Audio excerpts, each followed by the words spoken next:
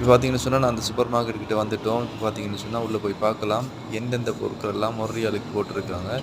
Sweet ஐட்டங்கள் மட்டும் தானே இருக்குதா? அல்லது சாப்பிடக்கூடிய மாரி ஏதாவது நல்ல ஐட்டங்கள் இருக்குதான்னு சொல்லி பார்க்கலாம். பார்த்தீங்கன்னு சொன்னா, இது வந்து அ சீஸ் பஃப் போட்டிருக்காங்க. இது வந்து அல்மராய் ப்ராடக்ட் இது லூசின் பிராண்ட்.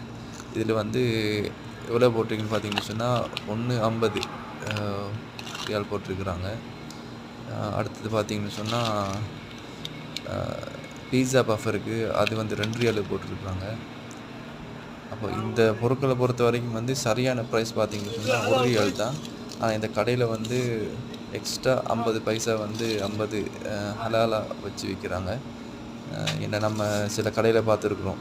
கம்பெனிக்காரன் வந்து லாபம் வச்சு குடுத்தா கூட வந்து இவங்க என்ன செய்வாங்க, அவங்களோட இஷ்ட பிரகாரம் ஒரு விலைய வச்சு விப்பாங்க. அந்த மாரி ஒரு கடை தான் இது.